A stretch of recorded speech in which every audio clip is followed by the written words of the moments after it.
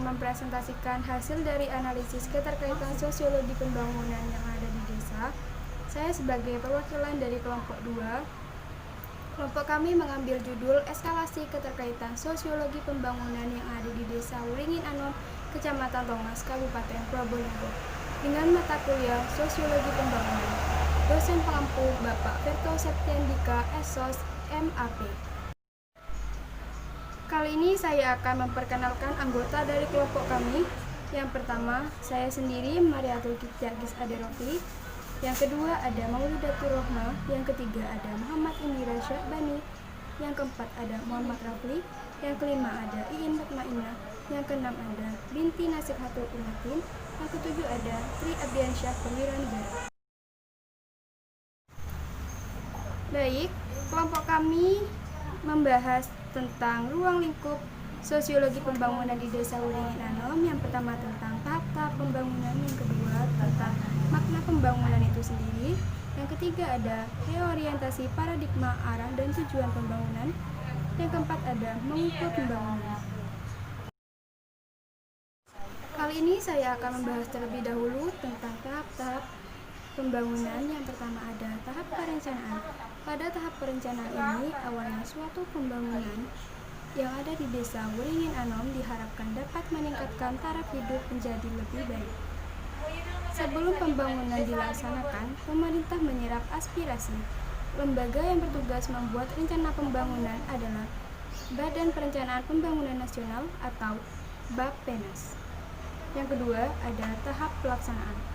Pada tahap pelaksanaan pembangunan Desa Wringin Anom, pemerintah berperan sebagai agen pembangunan supaya pelaksanaan pembangunan bisa dilaksanakan dengan sebaik mungkin.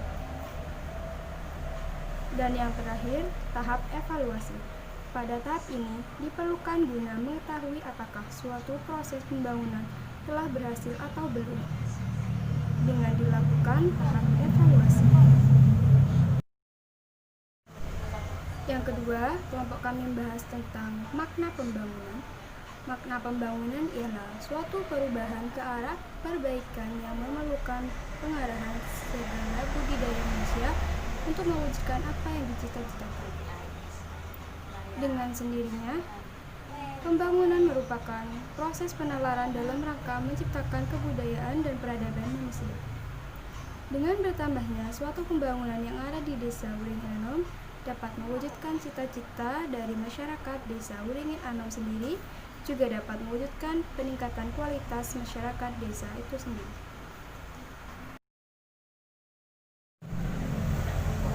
Yang ketiga, reorientasi paradigma arah dan tujuan pembangunan. Pada pembahasan kali ini tentang pembangunan yang dilaksanakan di Desa Wringin Anom selama ini lebih berorientasi pada paradigma pertumbuhan dengan karakteristik berupa memperluas pembangunan infrastruktur dalam meningkatkan produksi atau prinsip produktivitas. Pada kenyataannya lebih gagal mewujudkan trickle down effect development dan menimbulkan kesenjangan antara yang kaya dan yang miskin. Sebagai konsekuensinya, muncullah paradigma atau strategi pembangunan desa terpadu integrated rural development yang memberikan tekanan pada aktivitas multisektor di Desa Wringin Anom serta perencanaan di bawah bottom up planning, partisipasi lokal dan mobilisasi.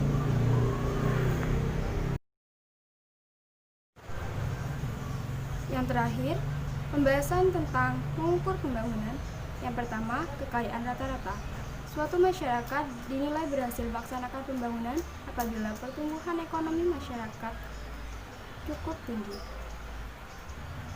Yang kedua, pemerataan kekayaan yang dimiliki atau diproduksi oleh suatu bangsa tidak berarti bahwa kekayaan itu merata dimiliki oleh semua penduduk. Bisa jadi sebagian kecil orang di dalam negara tersebut memiliki kekayaan yang berlimpah, sedangkan sebagian besar hidup dalam kemiskinan. Pembahasan selanjutnya terkait tentang contoh-contoh pembangunan yang berkaitan dengan sosiologi yang ada di Desa Wringin Anom. Pembangunan tersebut diantaranya sekolah, jalan tol, puskesmas, pasar, dan pabrik MII dan pabrik KPI.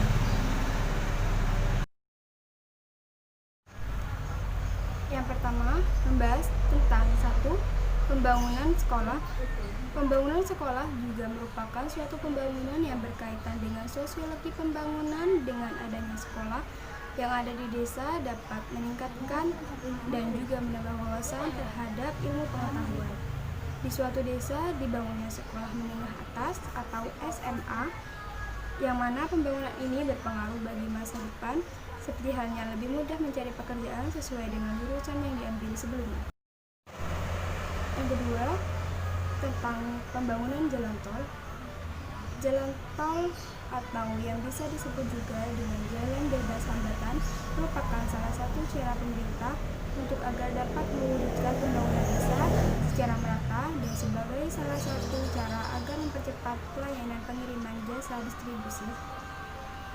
Pembangunan jalan tol di kota Probolinggo dapat mempermudah masyarakat untuk mempersingkat jarak tempuh di kota satu dengan kota yang lain. Yang ketiga, puskesmas. Puskesmas adalah suatu fasilitas pelayanan kesehatan masyarakat yang menyelenggarakan upaya masyarakat dan upaya kesehatan perseorangan tingkat pertama dengan lebih mengutamakan upaya promotif dan preventif. Dengan adanya puskesmas di suatu desa dapat membantu masyarakat dalam pelayanan kesehatan. Puskesmas berada di setiap desa Probolinggo, seperti yang berada di desa Wringin Anom, Kecamatan Tongnes.